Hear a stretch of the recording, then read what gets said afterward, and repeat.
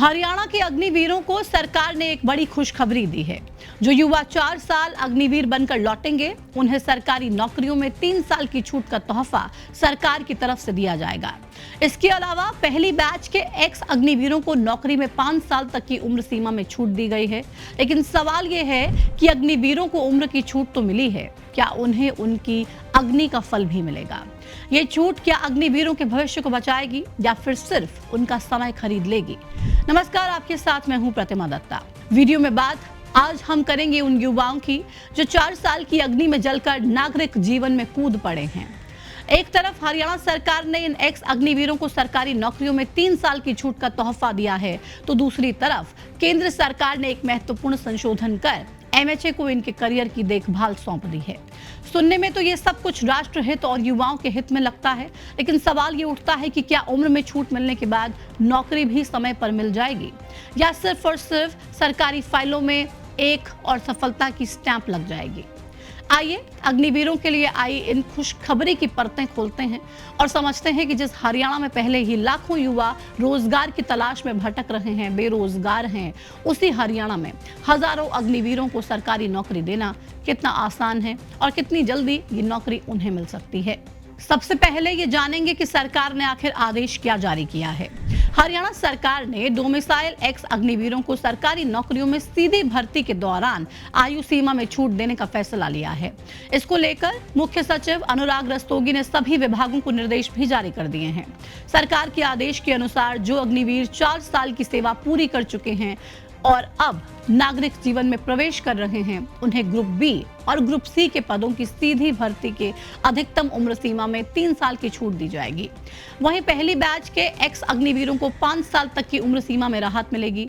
मुख्य सचिव ने यह साफ कर दिया है कि राज्य के सभी विभागों, बोर्ड्स, निगमों, यूनिवर्सिटीज और क्षेत्रीय कार्यालयों को इस फैसले का सख्ती से पालन करना पड़ेगा। सरकार की ओर से ये राहत अग्निवीरों की सैन्य सेवा की ड्यूरेशन को ध्यान में रखते हुए दी जा रही है, ताकि सेवा पूरी करने के बाद वो उम्र की सीमा की वजह से नौकरी लेने में असमर्थ न हो जाएं।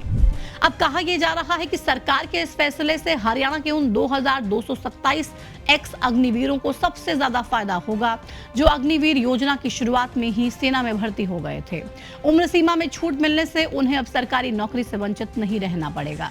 इसके अलावा ये फैसला उन अग्निवीरों को भी राहत देगा जो रिटायर होने वाले हैं या फिर कुछ साल में रिटायर हो जाएंगे। कुल मिलाकर अब तक हरियाणा के 7,000 से ज्यादा युवा अग्निवीर बन चुके हैं और सरकार का ये फैसला इन सभी को लाभ पहुंचाएगा।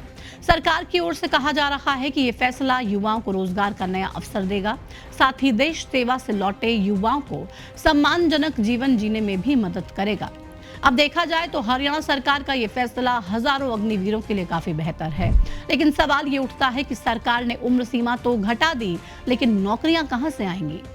आइए इसी सवाल का जवाब समझने की कोशिश करते हैं। हरियाणा सरकार ने अग्निवीरों को सरकारी नौकरी देने का ऑफर 2024 से शुरू कर दिया था, जब अग्निवीर स्कीम की आलोचना चरम पर थी।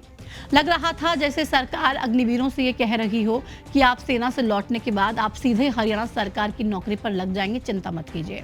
सरकार ने अपने वादे का नोटिफिकेशन 20 अगस्त 2025 को जारी किया, जिसके तहत राज्य के मूल निवासी एक्स अग्निवीरों को ग्रुप बी की नौकरियों में 1%, ग्रुप सी में 5%, पुलिस कांस्टेबल भर्ती में 20% और वन विभाग में 10% हॉरिजॉन्टल रिजर्वेशन दिया जाना था। अब सरकार के वादे और नोटिफिकेशन तो ठीक, लेकिन इसमें एक झोल है। सरकार ने जिस तरह से ये कहा था कि अग्निवीरों को सरकारी नौकरी दी जाएगी, उससे ये लगा था कि बिना एग्जाम के ही उन्हें सरकारी नौकरी पर अपॉइंट कर लिया जाएगा, लेकिन शायद ऐसा नहीं है। अग्निवीरों को किसी भी सरकारी नौकरी के लिए आवेदन तो करना ही होगा, साथ ही उन्हें विज्ञापित पदों के लिए हरियाणा कर्मचारी चयन आयोग की ओर से निर्धारित परीक्षा में शामिल भी होना जरूरी होगा।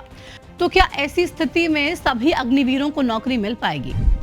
खैर, इससे भी बड़ा एक सवाल ये भी है कि जिस हरियाणा में पहले ही सरकारी नौकरी के लिए इतनी मारामारी है, उसी हरियाणा में एक्स अग्निवीरों को सरकार कहां पर एडजस्ट करेगी? अग्निवीरों के लिए सरकार ने 10-20% तक रिजर्वेशन रखा है। तो इससे हर साल 1-2 हजार वैकेंसीज पर असर तो पड़ेगा ही।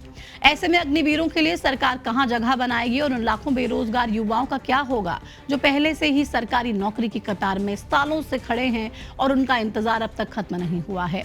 हरियाणा में यूथ बेरोजगारी एक बड़ा मुद्दा है। 2023 में CMIE के एक आंकड़े के मुताबिक बेरोजगारी का आंकड़ा 37% तक पहुंचा था।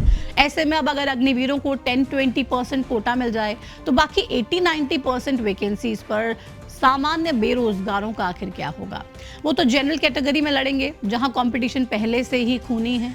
ऐसी परिस्थिति में अब अग्निवीरों को सरकार कैसे लाभ पहुंचाती है, ये आने वाला वक्त ही बता पाएगा। आपको क्या लगता है, सरकार का यह फैसला सही है या फिर इस पर विचार करने की जरूरत है और अग्निवीरों को सही से ही वो सम्मान देने की जरूरत है, वो वादे पूरे करने की जरूरत है जो चुनावों से पहले बीजेपी की सरकार ने किए थे? कमेंट सेक्शन में जुड़िए, अपनी राय साझा कीजिए। इस वीडियो को फिलहाल यहीं पर ही विराम देंगे। नमस्कार।